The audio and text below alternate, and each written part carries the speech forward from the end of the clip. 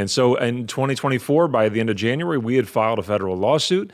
We sought a temporary restraining order. That became complicated for a lot of reasons, but eventually we got to a hearing in June for that preliminary injunction, and that was denied. But meanwhile, the fire chief had instituted both civil and criminal penalties. Now, initially, that service of papers that he received walking into church, those were 18 criminal charges that were filed against him. And through some discussion and negotiation, we had those dismissed. 18 criminal charges. 18 criminal charges for violating the for the fire code.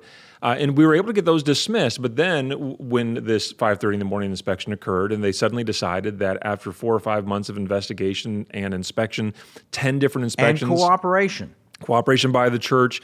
At no point had they issued any kind of concern about the lack of a fire suppression system. Suddenly, in April of 2024, the fire chief says, now you need a fire suppression system. And if you don't have it in 7 days, we're going to file criminal charges. He didn't wait 7 days. He filed those criminal charges almost immediately.